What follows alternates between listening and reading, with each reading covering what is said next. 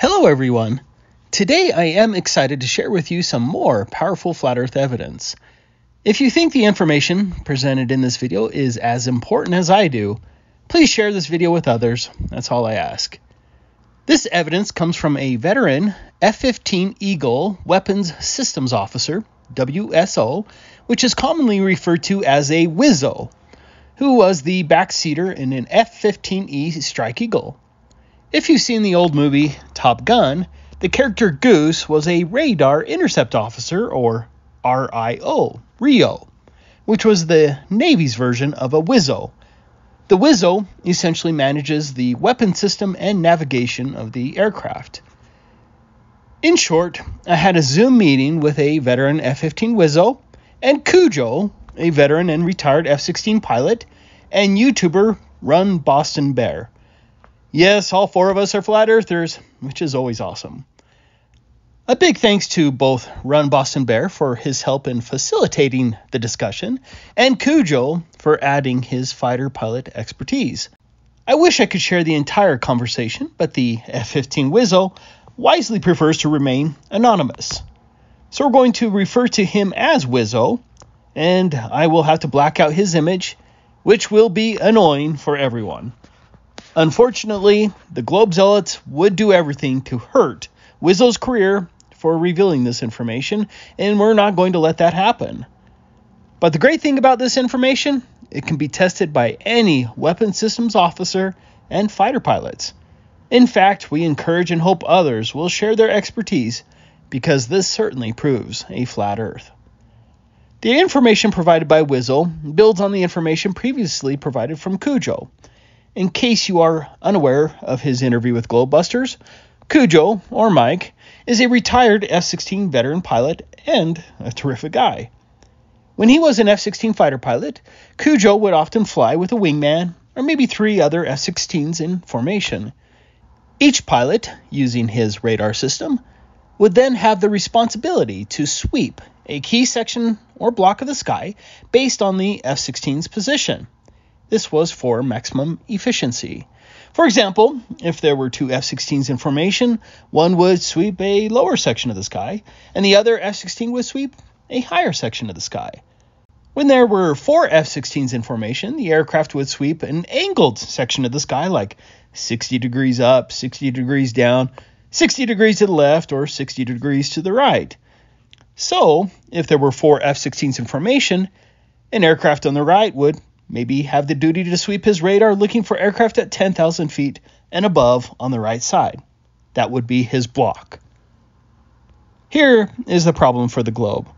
These F-16s are sweeping their radar out to 80 nautical miles, or 92 statute miles, out while examining a certain section or block of the sky. If the Globe were real, at 92 miles, an enemy jet that is actually flying at 10,000 feet would instead appear to be at 4,357 feet from the position of Cujo's F-16. That's because the curvature drop for 92 miles is around 5,643 feet. 92 times 92 times 8 inches divided by 12 equals 5,643 feet. Regardless of what direction the opposing aircraft was located, the other jet would necessarily appear 5,643 feet, or 2/3 of a degree lower than its actual altitude if the Globe were real. I made this simple diagram to help you understand what we are talking about.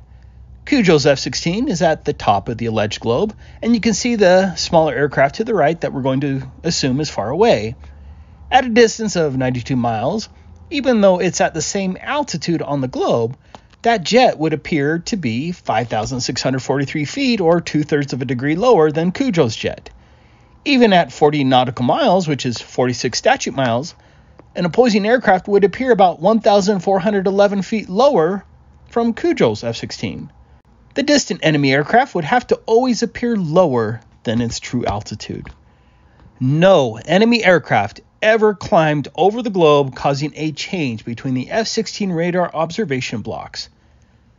This was radar coming from the F-16, not the ground, and the radar was always direct line of sight.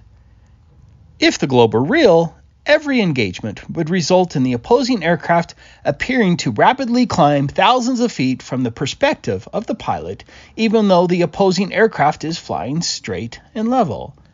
Except for those times when an opponent was truly climbing, this never happened. Globe climbing does not exist, and this would have been extremely dangerous for all pilots in the engagement, especially when they're traveling up to a combined 1,800 miles per hour. That is 30 miles a minute between two aircraft. And so in just 3 minutes, the opposing jet would have appeared to have climbed 5,400 feet on a globe. That's insane.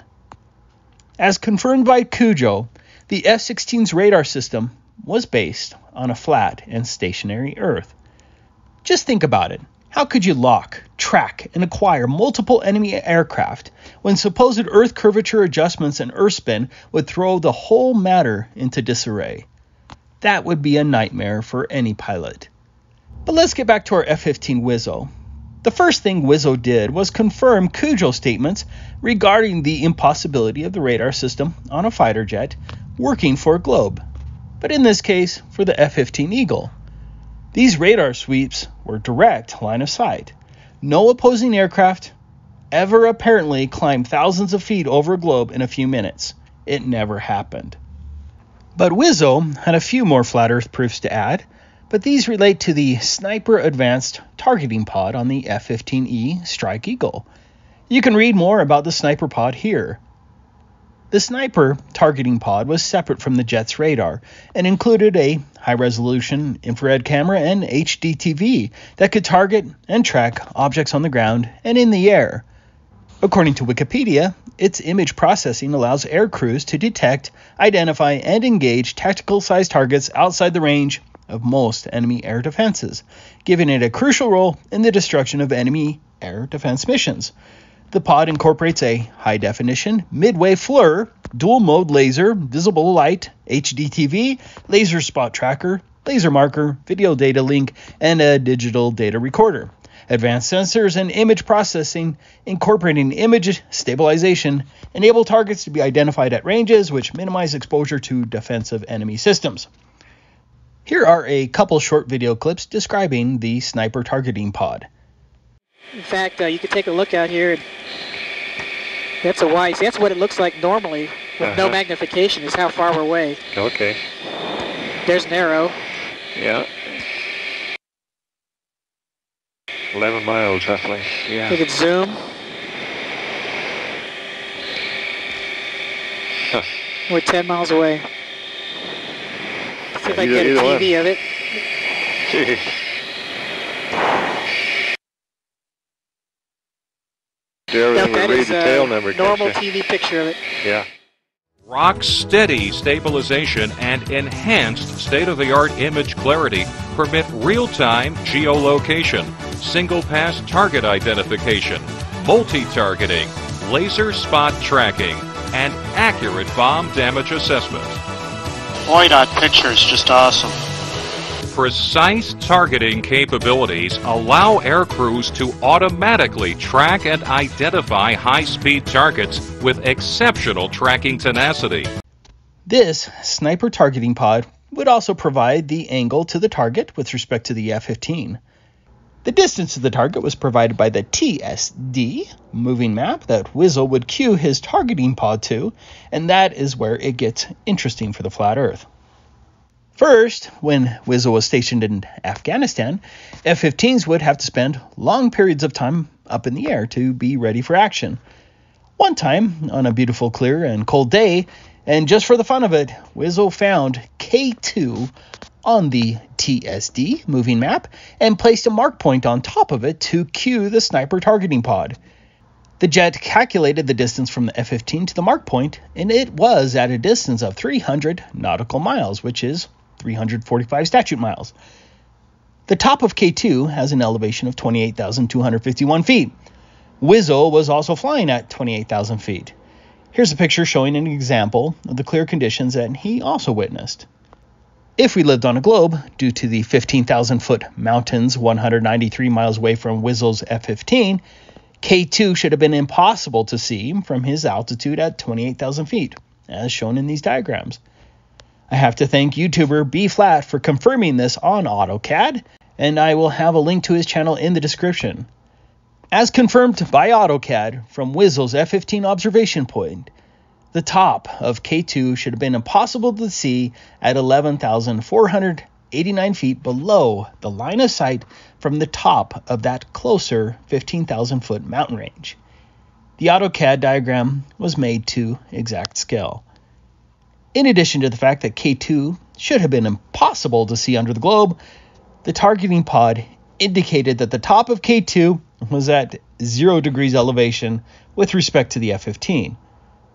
In other words, the targeting pod recognized that K2 was at an equal elevation as the F-15. In fact, K2 should have appeared 2.5 degrees downward if we lived on a globe. So, I went, and I found K2 on the moving map, and then I dropped a mark point on it. Then I cued the targeting pod to the mark point. The pod cues to it in both azimuth and elevation. The pod cued right to K2, and I can see within the half a degree wide field of view, which is like looking through a soda straw at 300 nautical miles. And you could tell that was K2 because you'd seen pictures of K2, and K2 was so much higher than everything else around it. And my pod showed a 0 degree elevation angle to the top of the mountain. A half a degree at 300 nautical miles has close to a 2.5 nautical mile field of view total. And basically looking at the whole peak, zoomed in at 300 nautical miles. But the key is that I am at 28,000 feet. The top of that mountain is at 28,000 feet, and the targeting pod was saying 0 elevation angle, meaning 0 look down and 0 up, just like I was looking at it at 10 nautical miles, but I am at 300 nautical miles, and it is level. It's perfect. Oh, I get where you're going now. Okay, so you're saying it's at 0 degrees. I thought you were saying 0 altitude, but yeah, so it's at your level. That's odd. That's right there is a freaking globe killer for sure. But Wizzle's flat Earth proofs didn't end there. The targeting pod was used to view other aircraft that were showing up on the radar system. Under the globe model, at a distance of 80 nautical miles, which is 92 statute miles again, assuming that both Wizzle's F-15 and the enemy aircraft were at the same true altitude, the enemy aircraft would necessarily have to appear at a lower angle due to the alleged globe curvature drop. Instead, the targeting pod would indicate the enemy aircraft was at the same or 0 degrees angle as the F-15, and the targeting pod would then track the enemy aircraft. Here's a short clip from our discussion. We didn't do 80-mile sets. It was just too far. But we did do in excess of 40 often. And, you know, when you get a lock way out there, and when you get a lock, a little TD box, target designator box, comes up in the HUD, so you can see through that box is the guy you're looking at. Yeah, the TD box over on the right-hand side right there. So if he's 2,000 feet different at 40 miles, he's going to appear to be in your block, potentially. So, never happen. I mean, you're not out there going, that dude's in my block. No, you know that he's in either. We always did altitude blocks because for deconfliction prior to the merge, prior to getting visual with everybody, with all the players, you had to have deconfliction. So we called them red air blocks and blue air blocks because somebody's always the good guy and somebody's always the bad guy, and we're trying to kill each other, right? Ancestors in the F-15 and I used to do this all the time, right? Where and you set the blocks up 0s to 4s and 5s to 9s, and look at that, he had already written that before I said that, so you can tell there's another legit thing right there. Anyway, because that gives us 1,000 foot of altitude separation between all the jets. If we're in our block and they're in their block, then we're not going to hit each other if we never see each other, right? So once you get situational awareness, then you can go down in their block. Well, if I'm red air over here in the 0s to 4s, and these guys are in 5s to 9s, and they're 40 miles away, they're going to appear. They could potentially appear to be in my block when I look through the TV box at them. That doesn't happen. I mean, there's a knock it off call, and the fight resets if you're not in your blocks. That's sacrosanct. Blocks were there to keep us from killing each other for real, right? Yeah, you have a flight lead and a wingman. So number 1 and number 2, you have 2 different pieces of the sky where you look up and down and you slightly overlap, right? So, in this case, number 1 is looking up and number 2 is looking down, but you are overlapped right here at a certain range, and that is where you set your radar coverage. If I was the low looker, and I knew that there was a guy at 80 nautical miles and above my altitude coverage, for instance, if coverage goes to 1,000 feet above my altitude at 40 nautical miles, I know that my coverage will be 2,000 feet above my altitude at 80. I'd always did the math, it was really easy, but under the globe, it's not supposed to be 2,000 feet above at 80 nautical miles, it should be around 4,000 feet above my altitude. It really should be 1,500 feet higher than what the radar is saying. So, in this situation, I am at 27,000 feet. I put my coverage to look 28,000 feet and down at 40 nautical miles. The top of the coverage was 29,000 feet at 80 nautical miles. If there was a guy at 30,000 feet at 80 nautical miles, I knew that I had to look above my coverage to find him. But guess what? On the globe, if I set my coverage at 28,000 feet and down at 40 nautical miles, the top of the coverage at 80 nautical miles should be nearly 31,000 feet, and my radar should have seen him, but it never did. Those radar coverages are all linear, because it is calculating it off of a flat plane. And radar beams don't do this. Radar beams go straight. Totally makes a difference on when you're going to turn and drag out of the fight or press. Just like the radar sweeps that Cujo talked about, the targeting pod never showed incoming aircraft climbing over a globe. If the enemy aircraft was higher than the F-15, the elevation angle in the pod would increase as they flew closer. If an enemy aircraft was lower, the angle would continually decrease. Never once would an enemy aircraft go from looking down at it with the targeting pod to looking up at it, unless it was actually climbing. Remember, at 80 nautical miles or 92 statute miles, that's a difference of 5,643 feet. This would be very dangerous for pilots, as not to run into incoming aircraft, and it was also vital information for engaging or evading enemy aircraft. Of course, the globe propagandists would potentially claim that refraction caused the opposing jet to hop over the curvature and appear at 0 degrees elevation. But the claim would be impossible because the targeting pod would follow the incoming aircraft at 92 miles away in both IR and TV modes without any altitude adjustment. In fact, if there was a difference between the targeting pod and the radar cueing, or differences between the TV and infrared picture, they had to specifically report those differences. Finally, WISL would also use the air-to-ground raw return radar to find embedded thunderstorms up to 92 miles away by placing the very bottom of the radar beam on their horizontal altitude. If, for example, they were flying at 24,000 feet, he would look for only the storms that reached above 24,000 feet. WISL would plan the course of the pilot to fly above, below, or to the side of these storms. A curvature drop of 5,643 feet would have dropped the thunderstorm below the radar coverage. This would have been huge for planning routes and avoiding these storms. Distant storms never climbed over an alleged curvature. Here is Wizzo describing the matter.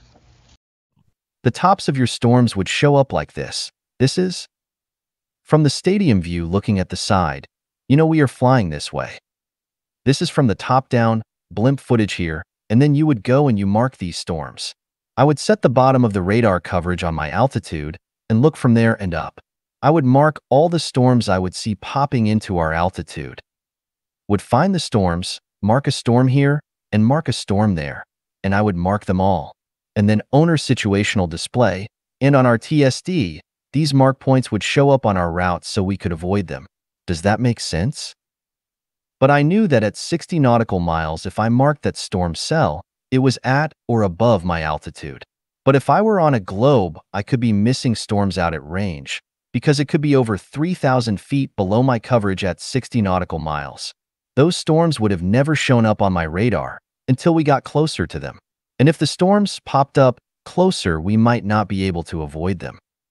We used to do the same thing, only we didn't have all your situational display and all that stuff, but you could roll up and see, what like embedded thunderstorms where you couldn't, okay, there's one above me right there. But I never even thought about it in that way.